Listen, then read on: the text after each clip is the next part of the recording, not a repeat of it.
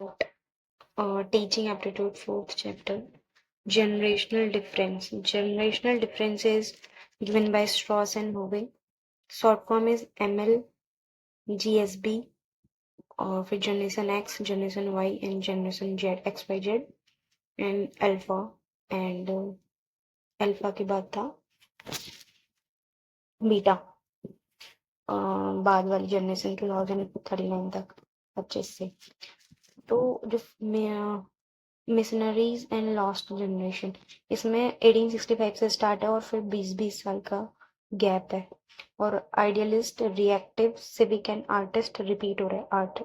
Idealistic and idealist, reactive, civic and artist.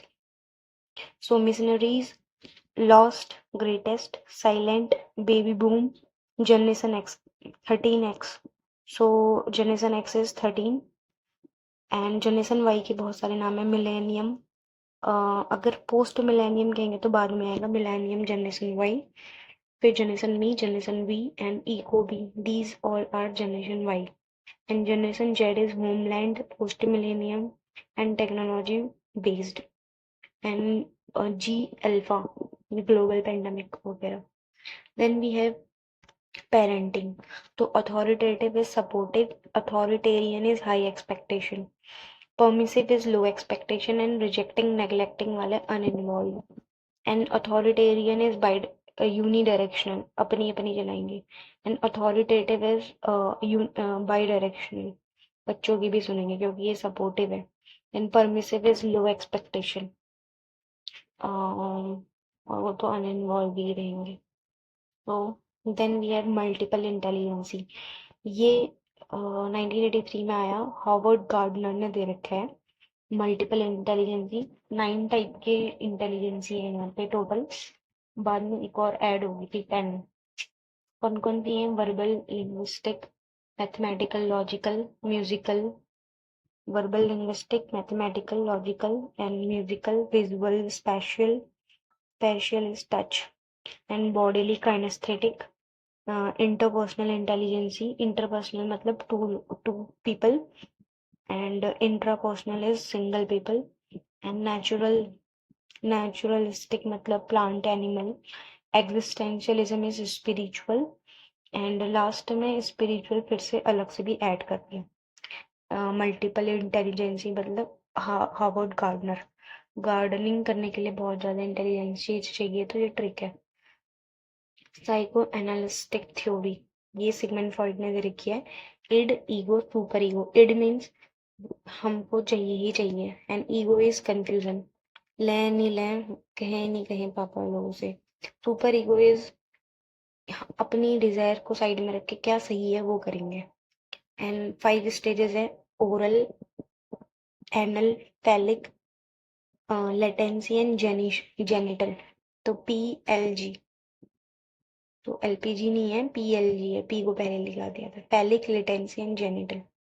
Personality development theory भी बोलते हैं psycho एनालिस्टिक theory को, साइको एनालिटिक थ्योरी में।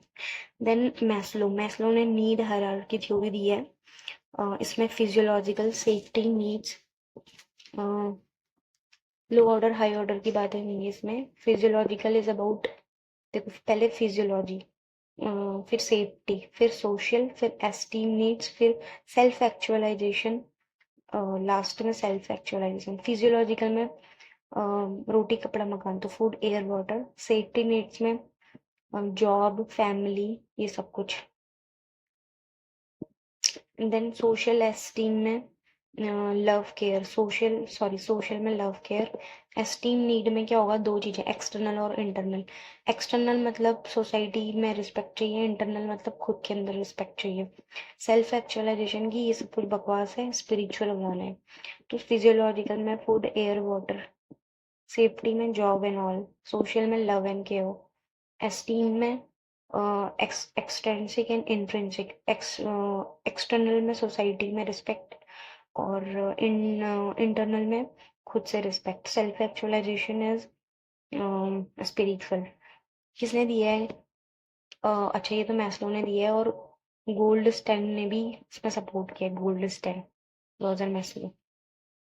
कॉग्निटिव डेवलपमेंट जो है पियाजे ने दे रखा है, SPCF, sensory stage, pre operational stage, concrete operational stage and formal operational stage.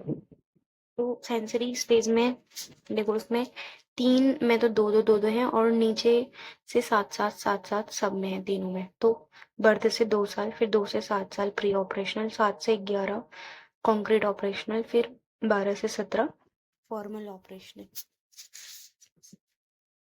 Then we have इसमें से मैं कुछ चीजें ऐसे पॉइंट बता देती हूँ मेनली,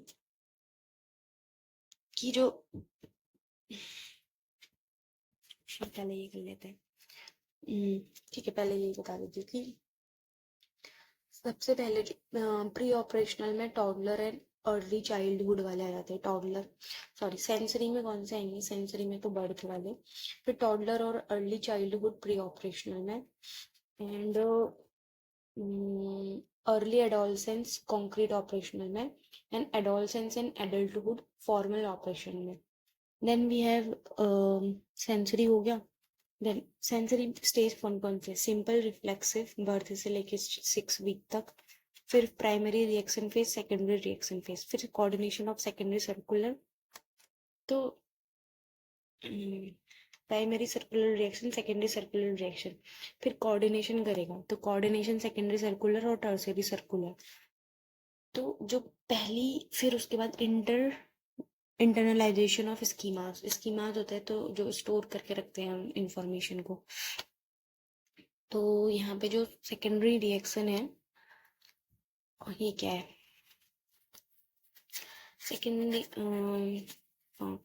सबसे पहले जो लॉजिक स्टार्ट हुआ था वो कहाँ पर हो गया था, टर्सरी सर्कुलर, नहीं, coordination of circle, secondary circular में logic start, coordination of, sorry, coordination of secondary circular में फर्स्ट प्रॉपर इंटेलिजेंसी स्टार्ट हुई थी, और ओनली सेकेंडरी सर्कुलर में तुम्हारा फर्स्ट लॉजिक स्टार्ट हो गया था। और ये स्टार्टिंग में वॉलेंट्री एक्शन करता है सिंपल रिफ्लेक्सिव में, और सेकेंड जो प्राइमरी रिएक्शन है वहाँ पे what we tonight react करेगा, मतलब जो हम बोलेंगे उसके प्राइमरी, जो भी हम बोलेंगे उसके अकॉर्डिंग रिएक्ट करेगा, तो primary reaction. Okay, internalisation schemas में मतलब फिर वो छोटे छोटे क्रिएटिविटी करने लग जाते हैं। यंग साइंटिस्ट तो पहले ही बन जाते हैं, ट्रू क्रिएटिव बनता है बाद में, और सेकेंडरी सर्कुलर में यंग साइंटिस्ट जैसा बन जाता है। अगर इसको दोबारा से रिपीट करें तो ये होगा, सिंपल रिफ्लेक्सिव में वॉलेंट्री एक्शन, प्राइमरी रिएक्शन में जो हम बोलेंगे उसका रिस्पॉन्स, सेकेंडरी रिएक्शन में हमारा फर्स्ट लॉजिक डेवलप हो जाएगा, कोऑर्डिनेशन वाले में फर्स्ट इंटेलिजेंसी डेवलप हो जाएगी सेकेंडरी सर्कुलर में, देन 8 से 12 मंथ में, ठीक है, 1 साल के अंदर अंदर। देन टर्सरी सर्कुलर रिएक्शन हो जाएगा इसमें young scientist, and internalization of schema में ट्रू क्रिएटिव हो जाएगा। प्री ऑपरेशनल जो कि टॉडलर या फिर अर्ली चाइल्डहुड है, उसमें प्री कंसेप्चुअल स्टेज होती है, 2 स्टेजेस होती हैं। एक तो प्री कंसेप्चुअल, यहाँ पे ईगो सेंट्रिज्म हो जाता है वो, मतलब कि वर्बल यूज ज्यादा करने लग जाता है 2 से 4 साल। फिर इंट्यूटिव स्टेज 4 to 7 ईयर्स, यहाँ पर ईगो सेंटर कम हो जाता है, चाइल्ड की नॉलेज और फील सेंसेस बढ़ जाते हैं। इंट्यूटिव में फील एंड सेंसेस वर्क करने लग जाएंगे। 4 से 7 साल, 2 से 4 साल में प्री कॉन्सेप्चुअल ईगो सेंट्रिक, मुझे ही चाहिए सब कुछ, फिर 4 से 7 साल में intuitive feeling sense, and then pre operational में ही 3 चीजें हैं, assimilation, accommodation and equilibration. Assimilation मतलब सिमिलर कर देगा सारी चीजों को, एकोमोडेशन मतलब चेंज कर देगा थिंकिंग, एग्जिस्टिंग नॉलेज में चेंज करेगा। देन इक्विलिब्रियम में मतलब वो ऊपर नीचे करके सीखेगा, मतलब वेवी लीप्स बाउंड में। और इक्विलिब्रियम के फीचर्स क्या क्या हैं, ईगो सेंट्रिसिज्म मीन्स अपना पॉइंट ऑफ व्यू देखना, एनिमिज्म मतलब टॉयज से खेलना, मतलब विजुअलाइज करेगा लिविंग चीजों को, समझेगा, लॉन्ग लिविंग। कॉन्सेंट्रेशन में क्या होगा, एक ही चीज में फोकस करेगा। और एक है कंजर्वेशन, उसमें not able to understand the measurement, वो कंजर्वेशन है। फिर कॉन्क्रीट ऑपरेशनल स्टेज क्या है, यूज ऑफ लॉजिक, तो यूज ऑफ लॉजिक में क्या होगा, कंजर्वेशन भी 3 टाइप के होते हैं, यार ने बताया, identity, compensating and knowledge of reversibility. Reversibility तो ये कंजर्वेटिव के टाइप है, ये उसके टाइप नहीं है। अच्छा हाँ, ये तो कंजर्वेटिव, हाँ ठीक है। कंजर्वेटिव में क्या क्या आ रहा है, आइडेंटिटी और कंपनसेटिंग। कंपनसेटिंग मतलब 1D 2D वगैरह समझना। नॉलेज ऑफ रिवर्सिबिलिटी मतलब इनटू वगैरह करना। देन कॉन्क्रीट ऑपरेशनल स्टेज क्या है कि लॉजिक का यूज करेगा कॉन्क्रीट में। सीरिएशन मतलब सीरियल से लगाएगा। ट्रांजिटिविटी मतलब छोटा बड़ा ऐसे करके वो रिकॉग्नाइज करेगा, लॉजिक यूज करेगा। क्लासिफिकेशन में वो क्लासीफाई करेगा, कैटेगरीज बनाएगा, मिक्स चीज़ों के अलग अलग कैटेगरी बना देगा। सीरिएशन साइज और शेप के बेस्ड में कर देगा। फॉर्मल ऑपरेशनल में एडोलसेंस एंड एडल्टहुड आता है। फ्लेक्सिबल, एब्स्ट्रैक्ट, सिस्टमैटिक, ये सब कुछ न्यू थिंग्स को अंडरस्टैंड करेगा।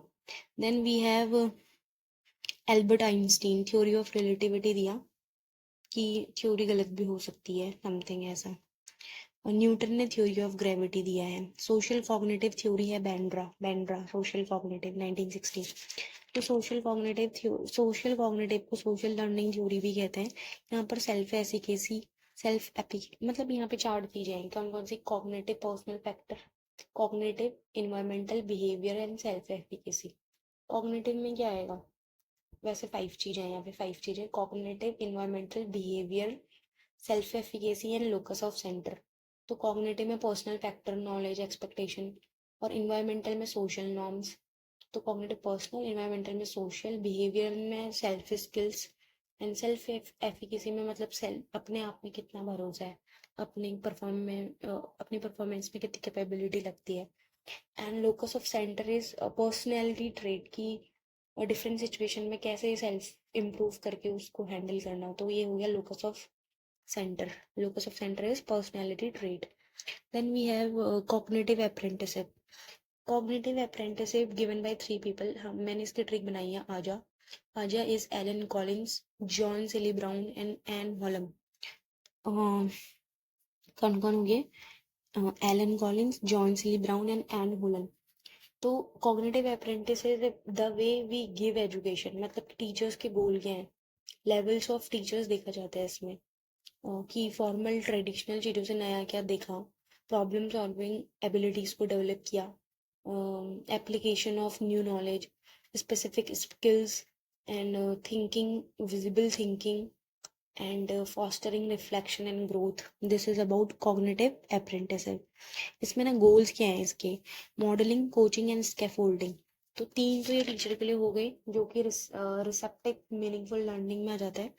फिर इसका इसका बनाया था हमने MC सारे करके, निमोनिक है। फिर EARE, आर जो है वो स्टूडेंट का है। तो मॉडलिंग में ऑब्जर्व करेगा, टीचर की ऑब्जर्वेशन मीन्स कि टीचर कैसे परफॉर्म कर रहा है वो ऑब्जर्वेशन करना मॉडलिंग।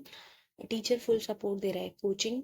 एंड स्कैफोल्डिंग मतलब टेम्पररी सपोर्ट। एंड आर्टिकुलेशन की स्टूडेंट की परफॉर्मेंस कैसी है। रिफ्लेक्शन कि स्टूडेंट कैसे इवेलुएट कर रहा है, थॉट प्रोसेस क्या है।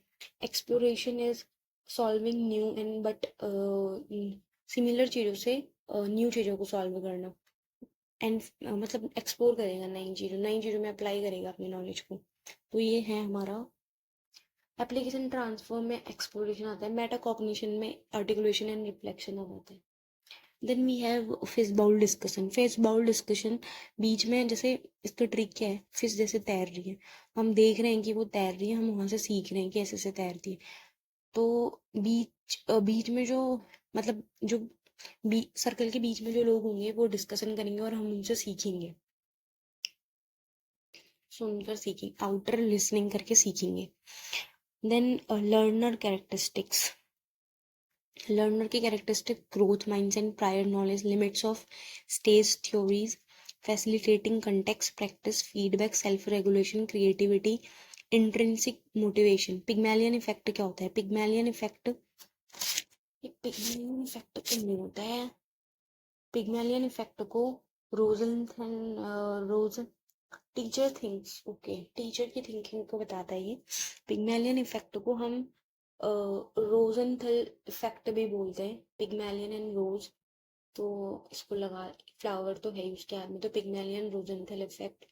इसमें स्टूडेंट मतलब टीचर स्टूडेंट के बारे में पॉजिटिव सोचेगा तो पॉजिटिव रिजल्ट आएगा। गोलम इफेक्ट, हम अपने बारे में अच्छा हाँ, गोलम इफेक्ट में क्या होता है, हम मतलब टीचर स्टूडेंट को गोल समझेगा, मतलब कि नेगेटिव सोचेगा उसके बारे में, तो लो एक्सपेक्टेशन करेगा तो बच्चा भी वैसे ही परफॉर्म करेगा, नेगेटिव रिजल्ट आएगा। गैलेटिया इफेक्ट इज, हम अपने बारे में पॉजिटिव या नेगेटिव सोचेंगे, सेल्फ सेल्फ थिंकिंग है कि पॉजिटिव सोचेंगे तो पॉजिटिव होगा, नेगेटिव सोचेंगे तो नेगेटिव होगा।